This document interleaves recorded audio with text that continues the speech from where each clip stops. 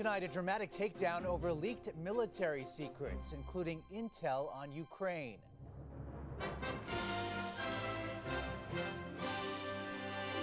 The arrest of a 21-year-old American airman. This was a deliberate criminal act. Plus, a Canadian veteran back from Ukraine with a critical view of the battle plan. They had huge losses in the junior officers. A state of emergency after record rainfall swamps South Florida. There were 30 or 40 cars. They were floating like boats. A historic downpour and the damaging ripple effect. And a piercing playoff game plan. Somebody missed, and I looked back and I was like, damn, that's my daughter screaming. The 9-year-old girl who may have rattled the Raptors.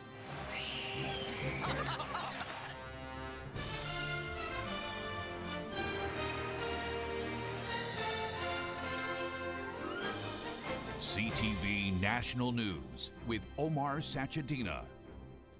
Good evening, everyone. A low-ranking member of the U.S. Armed Forces who is only 21 years old is now at the center of a massive investigation into a major security breach that has rattled America and its allies.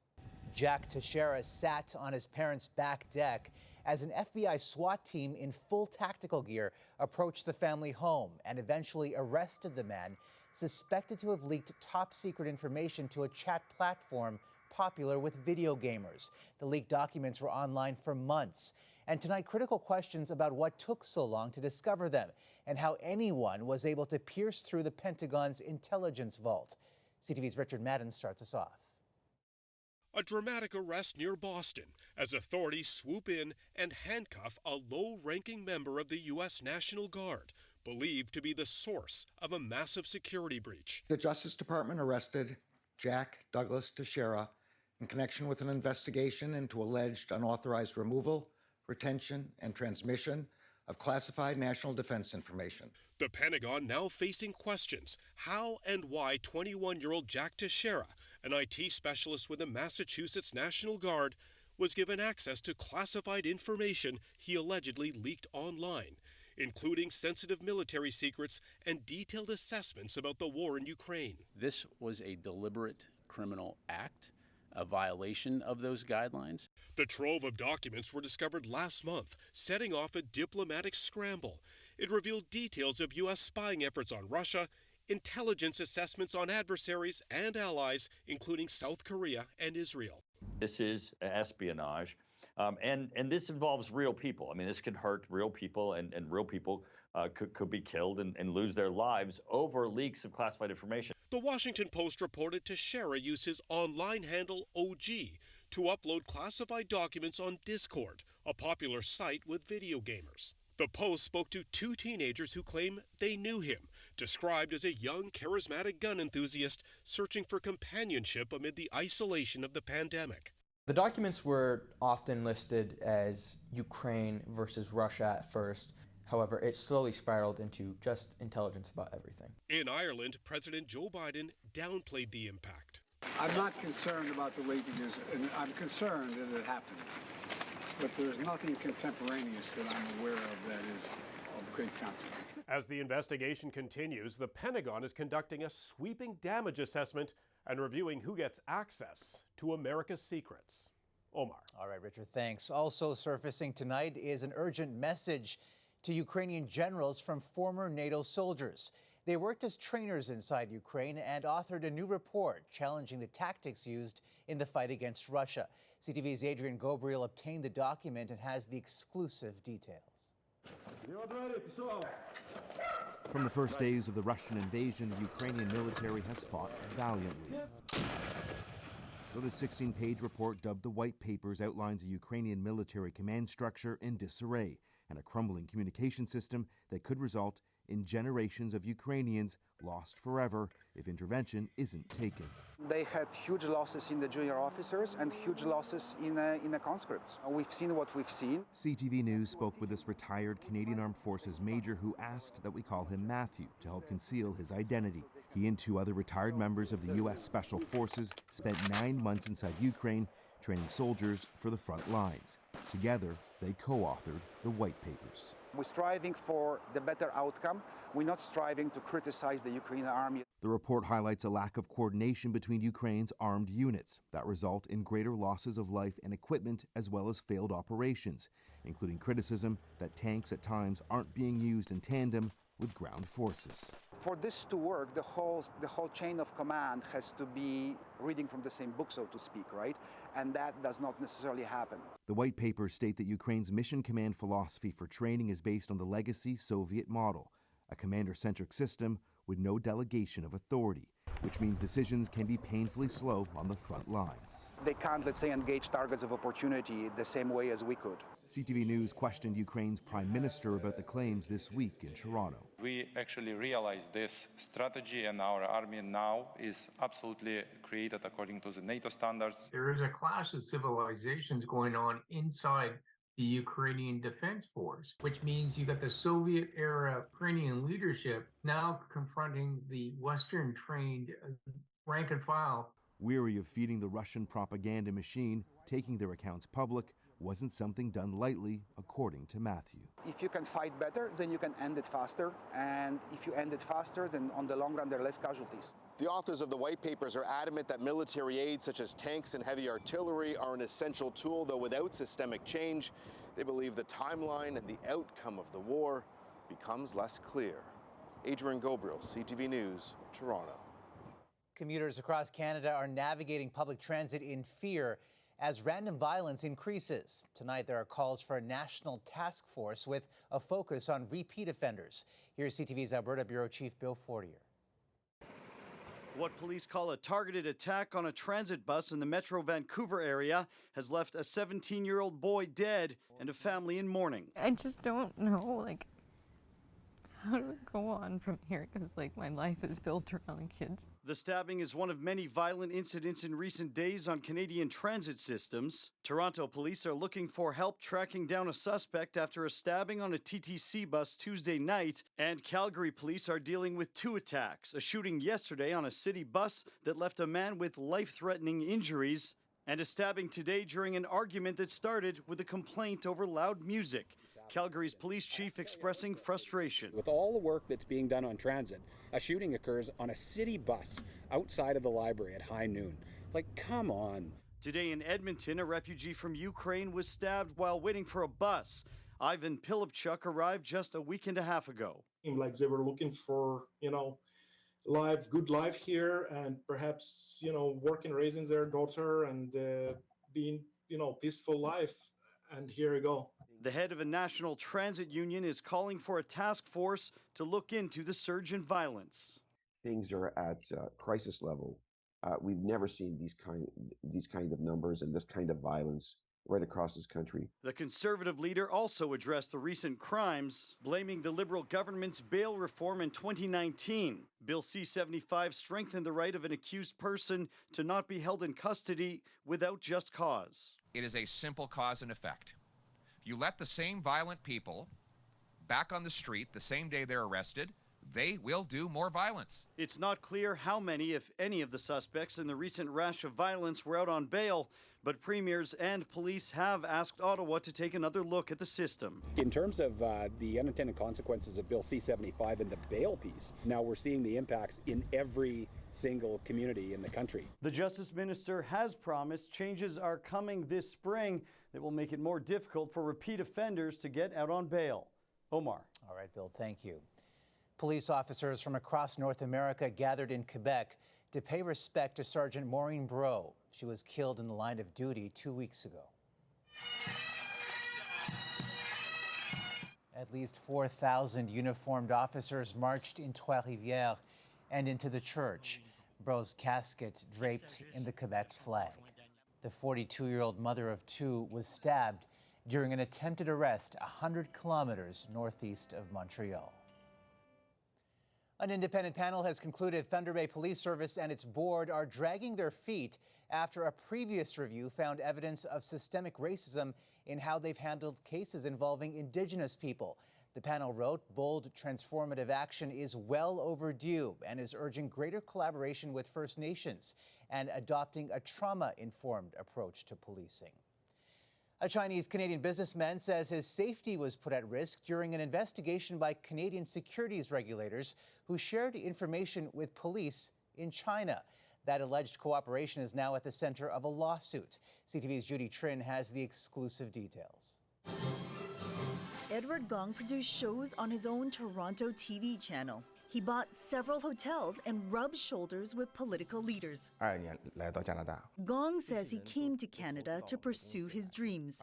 After he became a Canadian citizen in 2008, he made hundreds of millions of dollars manufacturing health supplements and selling them to customers in China.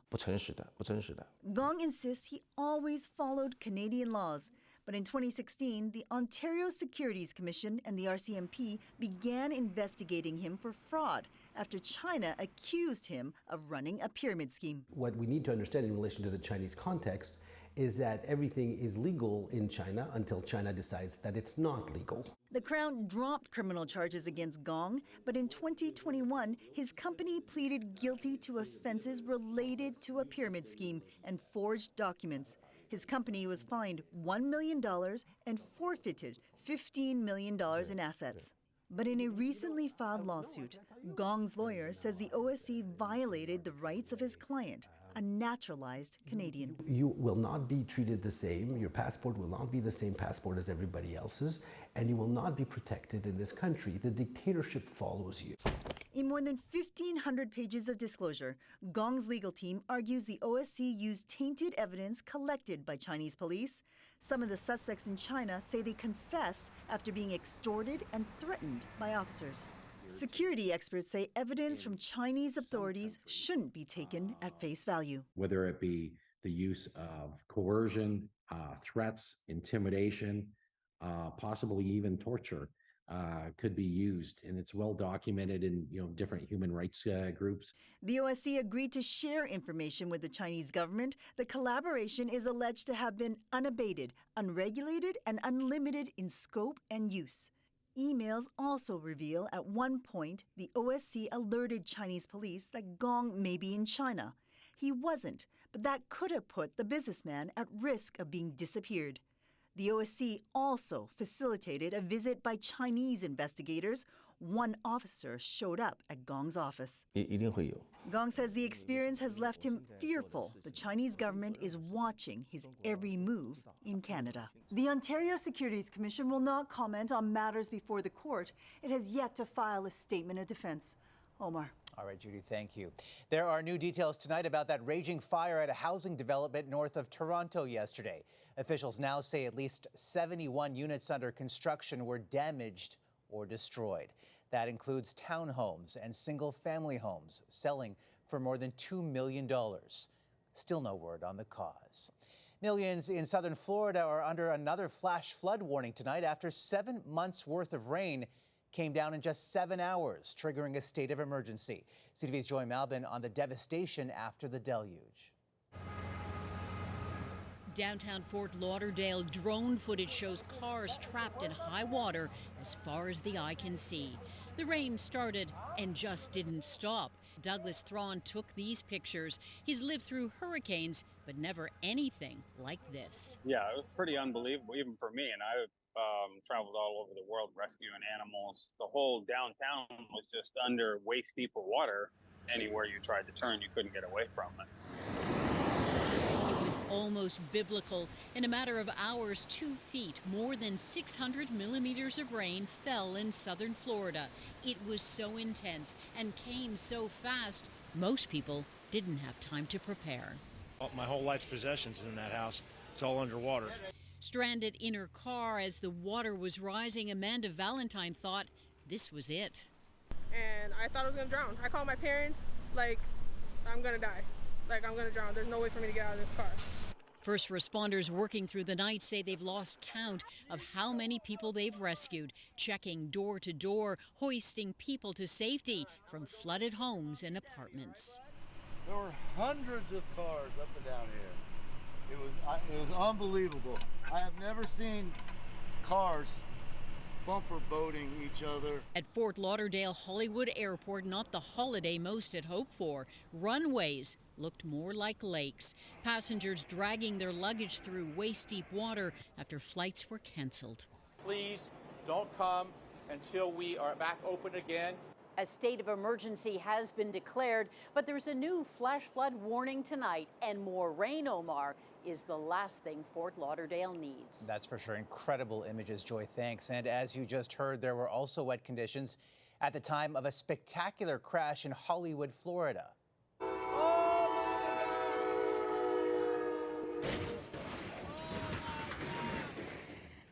A passenger train slammed into a truck carrying cars. The truck appeared to be stuck at the crossing. Incredibly, no one was injured. Coming up, a shout out from the sidelines. The daughter, the distraction, and a disappointing Raptors loss. Plus, tributes to the designer who put miniskirts on the map.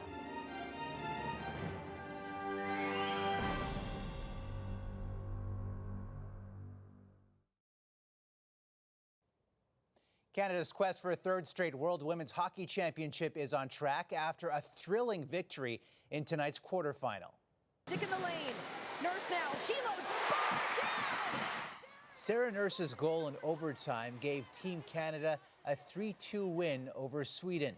It was the star forward's second goal of the game. You know what, we thrive in special situations. Again, there are so many highs and lows in hockey games, and these are the things you need to go through. Not every hockey game is going to be a walk in the park, right? And so we want to make things interesting, obviously. Maybe not that interesting. Canada plays in the semifinals on Saturday. Congrats to them. And for Canada's only NBA team, it was a crushing defeat that saw the Raptors season sadly come to an end. But for many, the true MVP was a 9-year-old. CTV's John Venavelli-Rao explains. Ahead of the do-or-die game for Toronto, one would have assumed the MVP would be a player on the court. But this 9-year-old had other plans, secretly scheming to help her dad and his team, the Chicago Bulls. By doing this, He knows where he's going next. every time the Raptors made a free throw. And here's the voice you're hearing when Raptors shoot. She's screaming. And while sometimes the ball still went in, often enough the Raptors missed. Only nailing half of 36 free throw attempts. ESPN said for an elimination game, it was the most misses since 1969. The girl named DR is the daughter of former Raptor DeMar DeRozan, who says she remembers living in Toronto and asked to come to the game. She was just adamant about coming to support. And I just said, you can miss one day at school and, come to a game, and I'm glad I did. I owe her some money for sure. DeMar's daughter is being very strategic about her screaming at this point. In the end, the Raptors lost, blowing a 19-point lead, ending their season. So did DR's ear-piercing screams actually make the difference? Went 18 for 36, so it had to have an effect. She did a great job. The Bulls declaring DR the player of the game.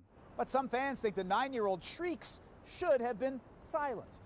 Should children be banned from the NBA? Online, no shortage of opinion.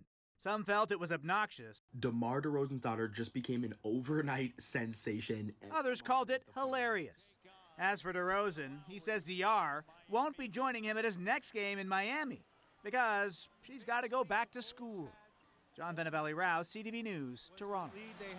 Our ears are still ringing. Still ahead, learning from a legendary rock band. The Tragically Hip's new book that'll have young readers ahead by a century.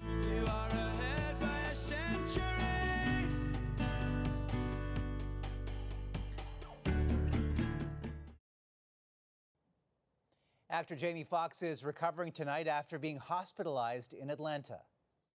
The 55-year-old Oscar winner was reportedly there filming a movie. His family posted that he experienced a medical complication, adding that due to quick action and great care, he is already on his way to recovery. Canada's Queen of Daytime Television made a surprising and bittersweet announcement today. After 13 wonderful seasons, I have decided that this is the last season of this show. And I want to be clear, I'm not retiring, and I'm very, very healthy. Marilyn Dennis will continue to co-host her radio show and host her podcast, but says she wants to spend more time with her family. Final episode is on June 9th. A huge talent and a class act. And the talents of an iconic Canadian rock band will soon be highlighted for a new generation.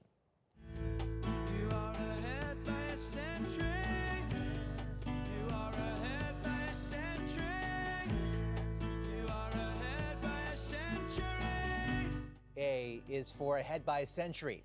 In the upcoming children's book, The Tragically Hip ABC, which comes out this fall with the polar bear dressed as the late singer Gord Downie on the cover. And B is, of course, for Bob Cajun. It was in Bob Cajun where I saw the constellations reveal themselves one star at a time. After the break, a trailblazing trendsetter, remembering revolutionary designer Mary Quant.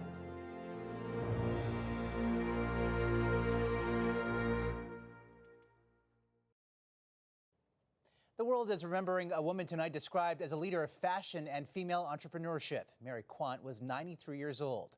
Quant once said she grew up not wanting to grow up and brought a youthful freedom and flair to her style adopted by millions. Here's CTV's Paul Workman. She put the quant in quantity, and she put quality into ready-to-wear fashion. The bohemian designer who made with-it clothes for with-it girls, who swept Britain and then the world into a leggy new modish look, miniskirts for the masses. She believes that girls were made to be looked at, not covered up. An era known as the youthquake. 50s frump was out, the swinging 60s were in. Fun, colorful, and defiantly sexy. Everybody can wear just the things they want, the hemlines they want, trousers under dresses, no rules. At the time, Mary Quant was to fashion what the Beatles were to music. Even if she didn't exactly invent the mini, she led a hemline revolution and gave women ready-to-wear freedom. A 2021 film celebrated her life and vision. Well, her legacy is the beginning of swinging London, as it really, the real swinging London and how we remember it. And I'm one of the few people that knew her.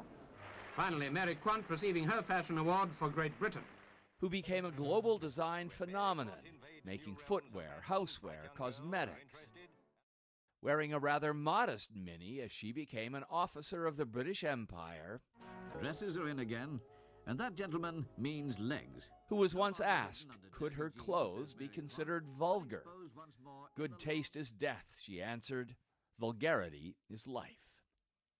Paul Workman, CTV News, London.